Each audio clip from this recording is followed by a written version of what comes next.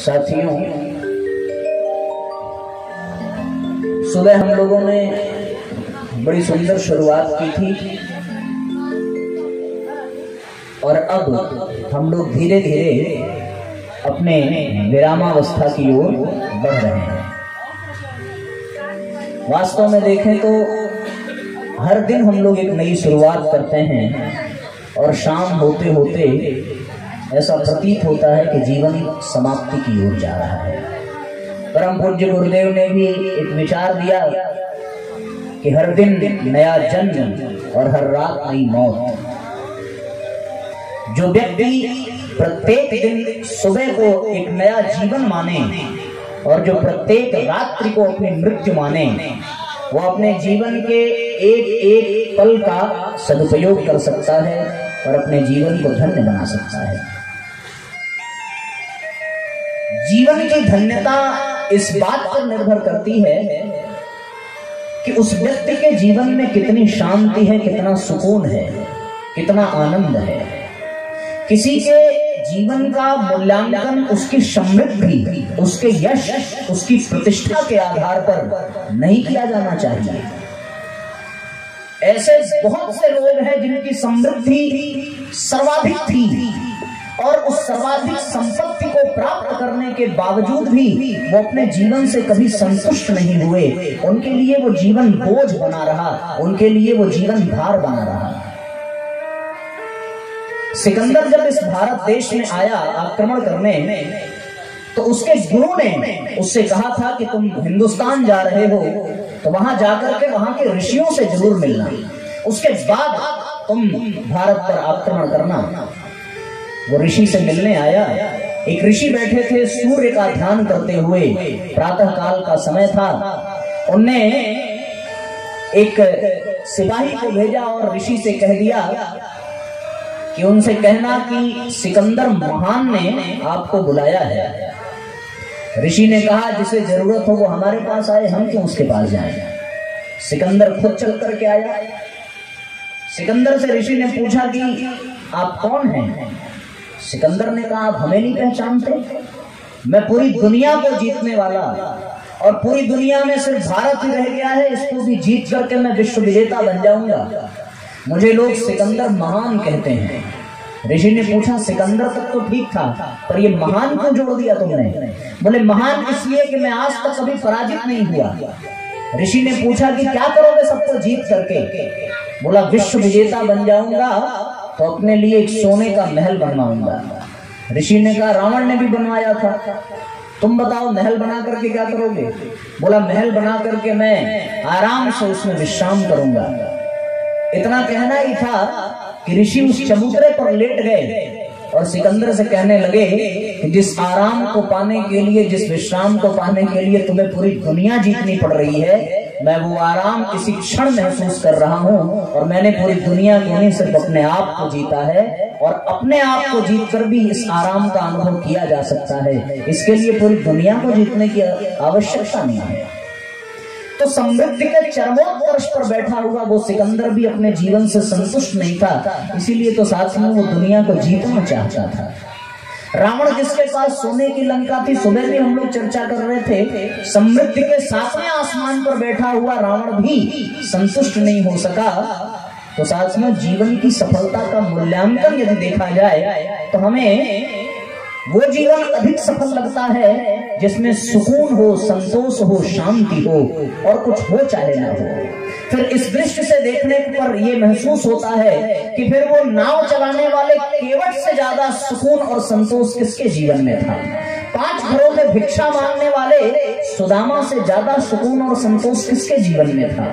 शबरी जो झूठे बैर का स्वाद चख करके भगवान का इंतजार कर रही थी, उसके जीवन में सुकून और संतोष कितना अधिक था। तो साथियों, जीवन की सफलता का आधार शांति होती है, सुकून होता है, आनंद होता है, विश्रांति होती है। और जिस प्रकार वृक्षों के आधार, उसके जड़ होते हैं। यदि जड़ों को हटा दिया जाए तो वृक्ष का कोई अस्तित्व नहीं रह जाता। जिस प्रकार इस शरीर का आधार इसके भीतर बैठी हुई आत्मा है, यदि उस आत्मा को हटा दिया जाए तो ये शरीर कितना भी सुंदर हो, जिसे आप बहुत प्यार करते हैं, उसी से आपको डर लगने लगेगा, नफरत होने लगेगी और आप खुद ही इसको फूंक करके आएंगे। तो जिस तरीके से वृक्ष का आधार उसका जड़ है, शरीर का आधार इसमें रहने वाली आत्मा है, उसी तरह सुखी जीवन का आधार जो है साथियों, वो हमारे लिए यदि कोई हो सकता है तो वो मात्र परिवार ही हो सकता है। किसी भी व्यक्ति के जीवन में सुख हो, शांति हो, संतोष हो, आनंद हो, तो उसका आधार, बहुत बड़ा आधार उसका अपना परिवार होता है। और वो परिवार जिसमें सुसंस्कारिता हो, आदर्श हो, नीति हो, मर्यादा हो, अनुशासन हो, ऐसा परिवार जिसके नसीब में हो जाए, उसके जीवन में शांति की भरमार होती है। ऐसा परिवार धरती पर स्वर्ग कहा जाता है। परम पूज्य गुरुदेव ने कहा कि श्रेष्ठ गृहस्थ ही इस धरती का स्वर्ग है। स्वर्ग को यदि देखना हो तो कहीं अन्यत्र देखने की आवश्यकता नहीं है। ऐ धरती के रहने वालों, धरती को स्वर्ग बनाना है तो क्या करना पड़ेगा? धरती को स्वर्ग बनाने के लिए सुंदर परिवार चाहिए। यदि व्यक्ति के पास सुंदर परिवार हो जाए तो फिर साथियों धरती का स्वर्ग यही है और कुछ नहीं है। और उसके पास सब कुछ हो, लेकिन उसकी पत्नी यदि कर्कश निकल जाए, पुत्र कुसंस्कारी निकल जाए, भाई शत्रु निकल जाए, माता पिता क्रूर निकल जाए, तो साथियों उसका जीवन दूभर हो जाता है। आप गहराई से चिंतन करके देखो, विभीषण अपने राज्य में सबसे उच्च पद पर आसीन था, लेकिन उससे भाई से ही नहीं बनती थी। तो फिर लंका जैसे सोने के महल में रहने वाले विभीषण को भी शांति न मिली। उस महल का त्याग करके वो राम के पास वन में आए। और साथियों कल्पना करो, राम का वो परिवार जिन्होंने अयोध्या त्याग करके वन में रहना स्वीकार किया, और फिर उनके इस कष्ट के कारण उनके छोटे भाई भरत ने भी अयोध्या जैसे साम्राज्य को त्याग दिया। तो फिर इस तरह का भातृ प्रेम स्वर्ग की अनुभूति कराता है। और साथियों वो स्वर्ग फिर अयोध्या से भी कहीं ऊपर है, भले वन में रहना पड़े। जीवन में सुकून और शांति का आधार हमारा संस्कारी परिवार होता है, जिसको हम लोग देव परिवार कह सकते हैं, आदर्श परिवार कह सकते हैं, जिसको हम लोग दिव्यात्माओं का समूह कह सकते हैं। लेकिन ये कब संभव है? ये तभी संभव है जब माँ बाप उच्च संस्कार वाले हों, जब पुत्र संस्कारी हो, जब पत्नी आज्ञाकारी हो, जब भाइयों में अद्भुत प्रेम हो, जब देवरानी जेठानी एक ही थाली में भोजन करती हो, जब बच्चों की किलकारियां आंगन में गूंजती हो, जब साथियों बिस्तर पर सोने पर माँ बाप के बच्चे पैर दबाते हो, जब सुबह उठकर के प्रथम प्रणाम माँ बाप के दर्शन से होता हो, बस ऐसा परिवार दिव्य परिवार होता है। जहां जिस परिवार में त्याग हो, जिस परिवार में प्रेम हो, जिस परिवार में परमार्थ हो, जिस परिवार में सेवा हो, जिस परिवार में सम्मान हो, वो परिवार धरती का स्वर्ग है। गांव में बहनें बहुत सुंदर गीत गाती हैं, आप लोगों ने भी सुना होगा। घर वे के मंदिर बनैबे, देवत हम पूजे न जइबे। घर वे के मंदिर बनैबे, देवत हम पूजे न जइबे। पूजे न जइबे हो, पूजे न जइबे, पूजे न जइबे हो, पूजे न जइबे। घर वे के मंदिर देवत हम पूजे न जइबे। घर के मंदिर बनैबे, देवत हम पूजे न जइबे। घर के मंदिर बनैबे, तालियां बजाते न जइबे।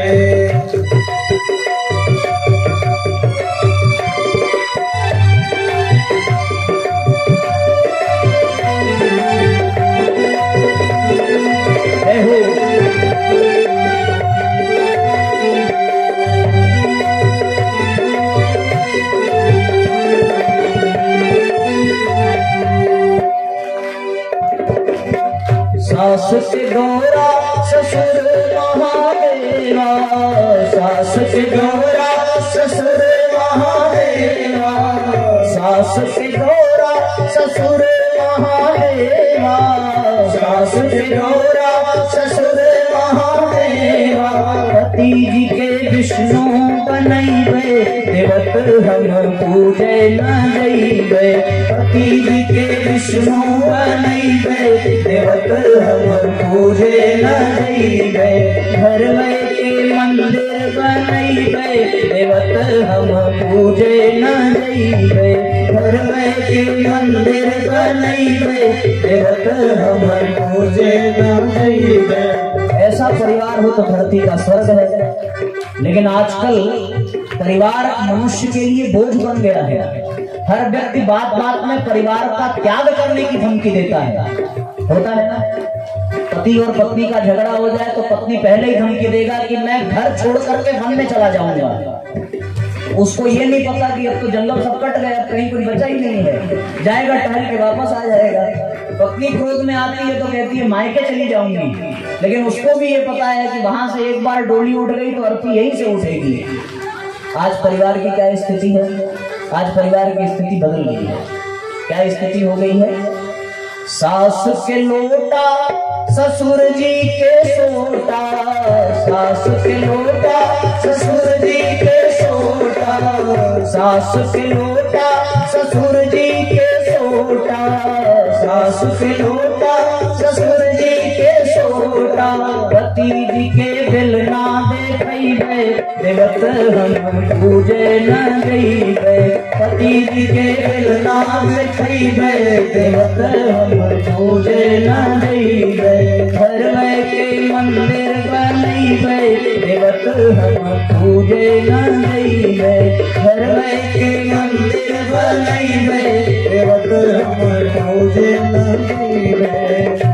ये दूसरा वाला जो हमने बताया ना, उसमें बहुत से लोग तालियां बजाना बंद कर दिए। तो क्या ये आपके घर की कहानी है क्या? मैं देख रहा था पहले वाले में तो सब ताली बजा रहे थे कि ये तो बड़ा अच्छा है, ऐसा होना चाहिए। पर दूसरे वाले में ताली रुक गई, मन में ये आया अरे हमारी पोल कैसे खुल गई, इनको कैसे पता चलेगा? ये तो पहली बार हमारे गांव में आए हैं। हो गया ना, ये बड़ा गड़बड़ हो गया। बताओ साथियों, दोनों में से कौन सा वाला परिवार अच्छा है? पहला वाला ना? यदि पहला वाला परिवार हमारे जीवन में आ जाए तो फिर धरती हमारे लिए स्वर्ग बन जाती है।